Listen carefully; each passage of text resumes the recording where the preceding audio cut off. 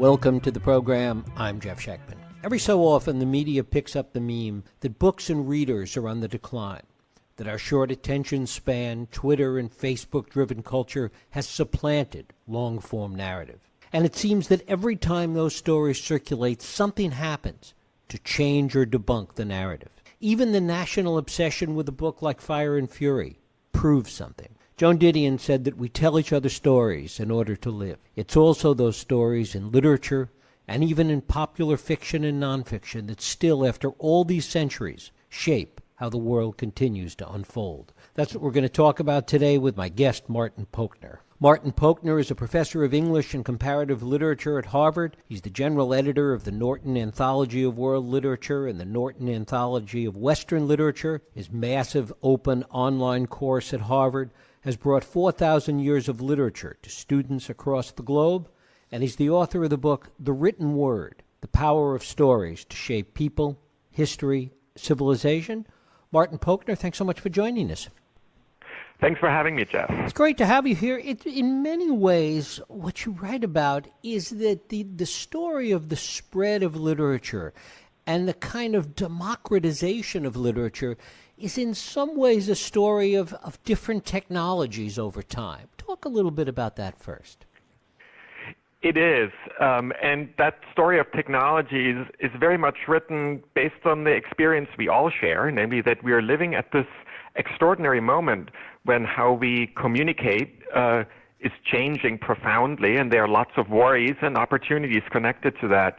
So I thought I wanted to get a grip on what's happening around us, and the best way I could think of doing that was to look at the deep history, the prehistory of our current moment, and to look at these earlier moments when profound technological change really reshaped the written world. And so I focused on things like the introduction of the alphabet, which made reading and writing much easier, allowed more people to participate in writing.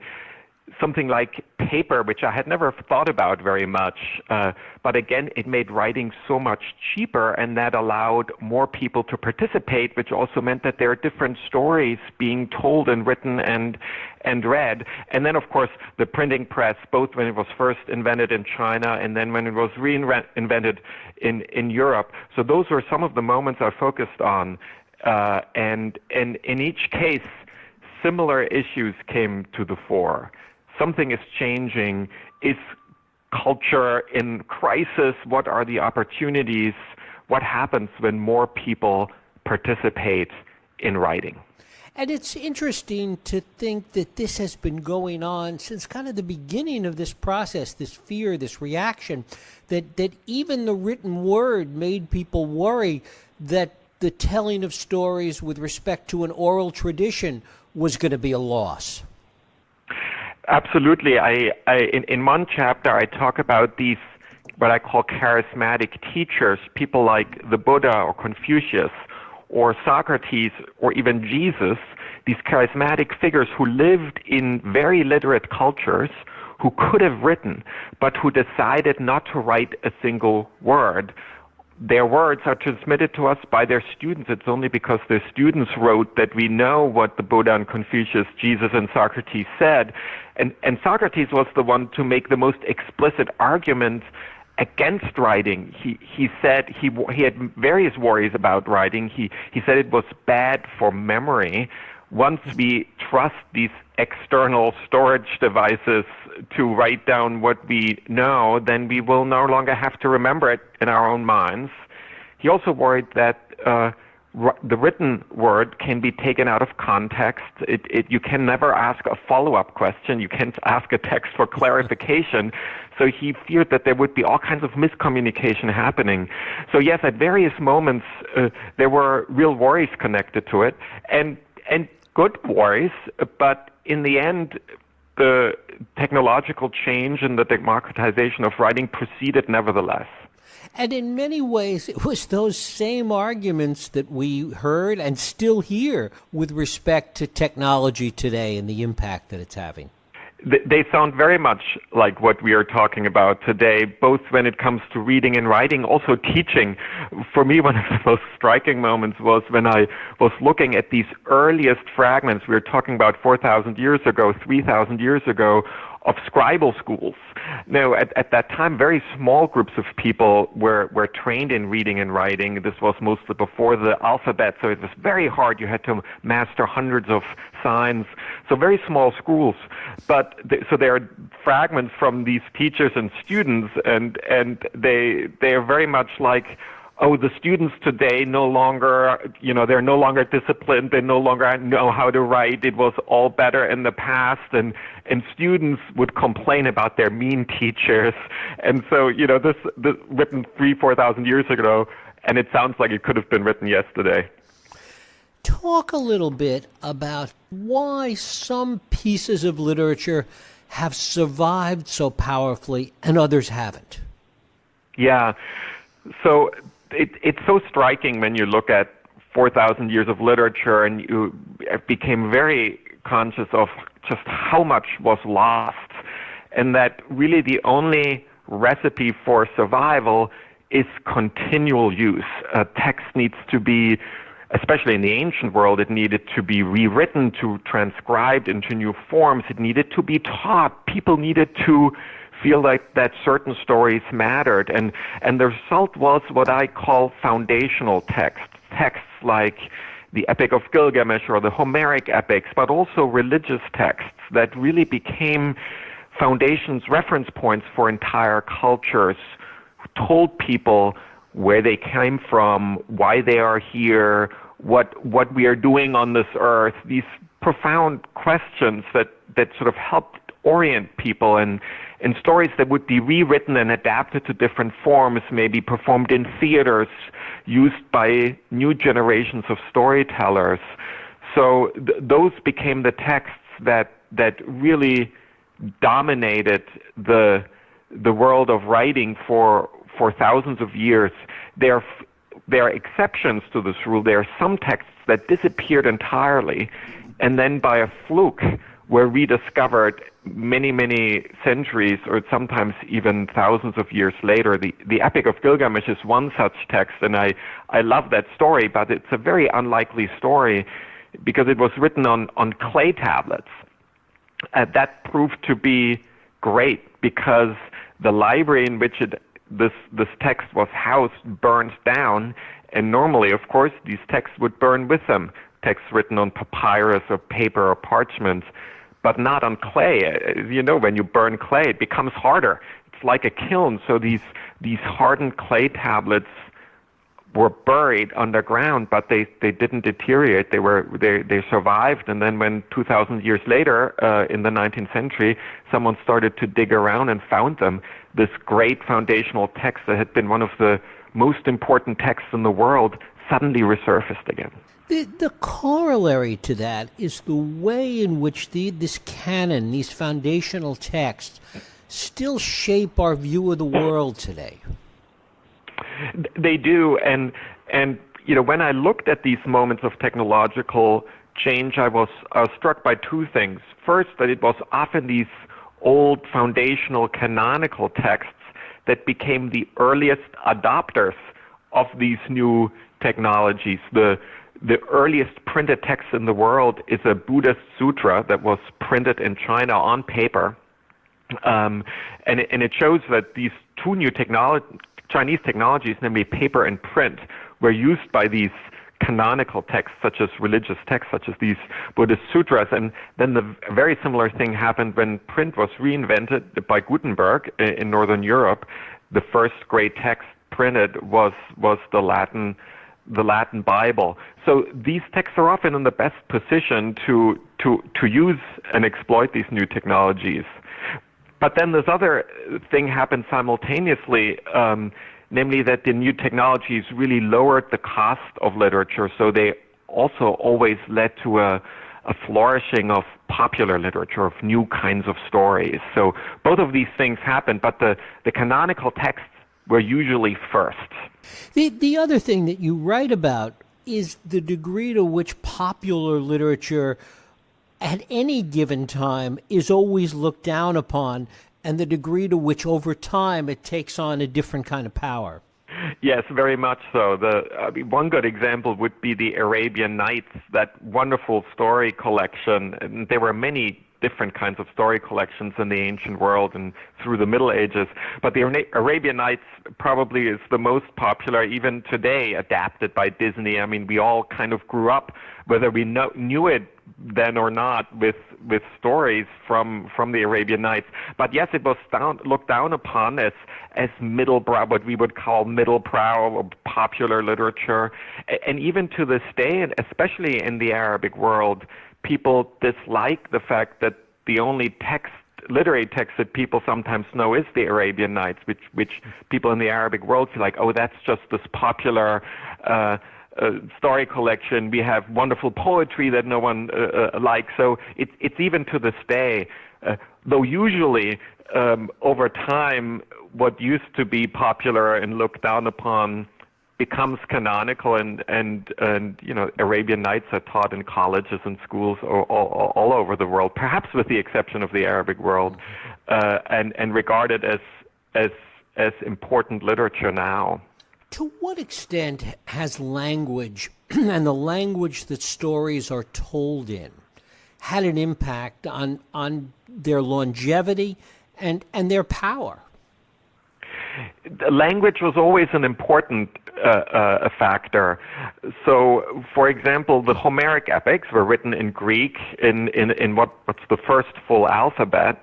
But I talk about how it was really Alexander the Great who made the Homeric epics world literature, because he conquered huge parts of the Near East and parts of Asia, and that meant that he turned Greek into the lingua franca, the common language of a large territory, and he built libraries and really made Greek a really important world language, and that's how the Homeric epics became world literature, because everyone who was studying Greek, was learning Greek, was studying the Homeric epics. That was sort of the school text you would use. So yeah, the fate of different languages played a big role, and especially since in the ancient world people didn't translate very much, and the practice of translating that we rely on now to read Homer and all these other texts only developed in the last 1,500, 2,000 years, and only gradually became so dominant. So I've become a big fan of translation. I think translation is so important. But for the longest time, you needed to learn the original, and that was obviously very hard to do. To what extent has world literature, as you talk about it, been able historically to kind of transcend nationalism and tribalism and those kinds of forces? Yeah. So it's interesting that even though world literature has been around for a long time, the term actually wasn't coined until the 19th century. And so the 19th century was the century really when nationalism became dominant. Every group wanted their own nation state, and it was sort of the most common political form of the time, and probably until today. And that in the 19th century, people who thought about world literature very much thought of it as an antidote, namely that there needed to be more understanding between nations, that there was a real value in reading a text from a distant time and place, because it would give you this marvelous access to a kind of almost a kind of DNA of culture. And I have to say, I've come to really appreciate those arguments, and I think I've adopted them for myself. It's very important, especially today, to foster kind of global understanding. Now, when people talk about global this and that, it's so abstract and so hard to wrap your mind around it. And I think delving into a piece of literature makes that so much more concrete and tangible. Of course, the pushback today is about relevance and about all of the things that it represents that are in many ways counter to aspects of the world today? It's a relevance because these are texts that are from let's say the ancient world or from hundreds of years ago. But I think there's a I would say there's a real importance and relevance to reading world literature today because I think it's the best way to prepare students for a kind of global marketplace because they need a kind of global literacy. Many companies demand that, and you can acquire that in different ways through travel and by interacting with different people, but that's not everyone can do that. And so I think literature is a good way of doing that, and I feel that students, when I visit classrooms in world literature, and we're not just talking about coastal elite universities, my anthology is used a lot in the South and very rural and remote universities, and I find that it's a real value to students. They get really excited about learning something about the world that they wouldn't otherwise be exposed to. And is that canon being added to today? Are there things coming along today that are the natural evolution of this? Absolutely. I mean, the canon is being added today with contemporary literature, but it's also changing because every generation looks in the past and finds different things relevant. So the canon is actually there are certain texts that don't change very much, but there are others that come and go. And one of the things I wanted to do with my book is I talk about some very well-known texts like the Bible or like the Homeric epics, but I also talk about texts that are lesser known and I think that should be more known, and I hope to get people excited about them, like The Tale of Genji, the first great novel in world literature written by a lady in waiting at the Japanese court, a really powerful text that was written around 1000 of the Common Era,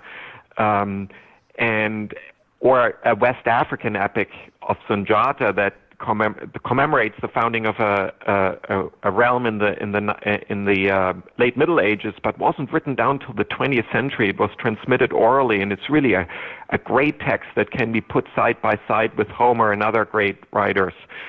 So I've come to proselytize a little bit for some texts that are not fully canonical yet, but I think will become canonical in the future. So it's changing. It's a dynamic process. And one of the things that you talk about is that it isn't necessarily just literature that has power to tell stories, that it filters down into other kinds of writing.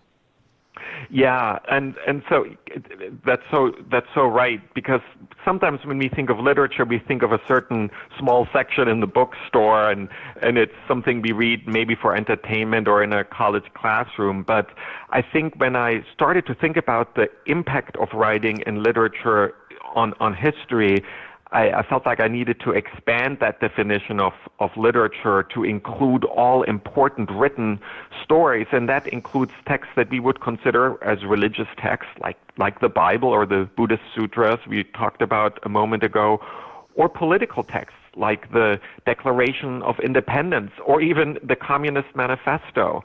So religious texts, political texts, as well as these foundational epics and other forms of literature, all the way to our own newspapers and blogs and all the new forms that are suddenly emerging in our own technological revolution. I think they all need to be included in that bigger picture. Talk about the new forms and why you think they need to be included and why it's important as a continuation of this history. Yeah. So one of the things I like is that when I think of our new forms, that some of them aren't so new after all. Take something like our tablets.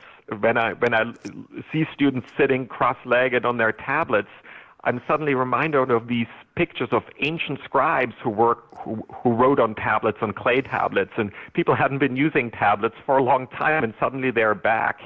The same with we are suddenly scrolling down our screens, and people had used the scroll in the ancient world, but mostly the scroll had been replaced by the book, a Roman invention. But now suddenly we are back at scrolling. So some of these technologies actually take us back to an earlier moment in history.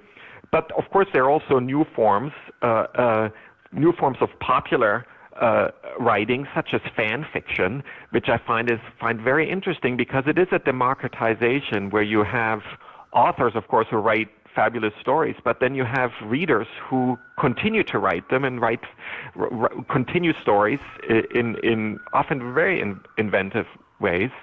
You have things like very specialized romances that are written, that are published on Kindle and on Amazon and have very, very faithful followings, hyper-specialized romances, very popular, looked down upon by a lot of my colleagues in literature departments, but I think these texts demand attention, as well as, of course, Twitter, that we are suddenly now exchanging so much information in this very short form, which reminds me also of earlier moments. I mentioned The Tale of Genji, the novel set in medieval Japan.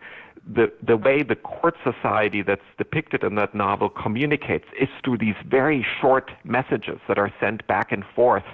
And, it matters how long you wait till you answer it, and there's a particular style of question and answer, and so on and so forth. And so, text messages are new, and they're important, and we need to study them. But even there, we can go back to these earlier moments and see that they didn't come out of nowhere. It's interesting, too, in terms of everything old being new again. There was a story just a couple of weeks ago about the elimination of keyboards, and with artificial intelligence, people talking their writing and telling stories, and that we're now also getting back to this oral tradition somehow. Yeah, and that's going to be so fascinating to watch. One of the through lines of the book that emerged that I quite didn't expect to be so important when I started is the way in which speech, oral storytelling, influences literature. Not just at the beginning, of course. I look at these moments when the first oral stories get turned into writing, but it continues all the way to our present day, and sometimes because there are these oral traditions, as in this West African epic I mentioned, that the great form the great written form I used wasn't written down till the late 20th century. Or in some cases, censorship. I talk about Anna Akhmatova, who lived under Stalin and couldn't publish because of censorship in the secret police, and started to recite her poems, to memorize them and recite them orally to her friends. But also, as you say, because of technology. And so writing and speech, the two have always been entangled in very interesting ways, and our emerging technologies are really are changing that, and it's going to be very interesting to see what happens with that. Talk a little bit about how your students respond to all of this when they see this continuum, when they begin to understand the importance of literature and how it shapes the world, and this sense, as we've been talking about, that kind of everything old becomes new again. Talk a little bit about how young people respond to that. What do you see?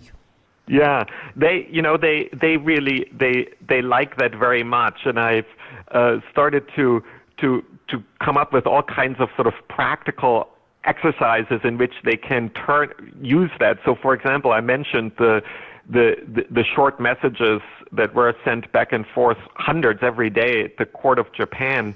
So I teach students that particular form, and then they exchange these medieval text messages on their phones, and it feels very, it's a little different, and they are also interested in the differences, but it's something that comes very, very naturally to them. So I think this generation of students has grown up with these.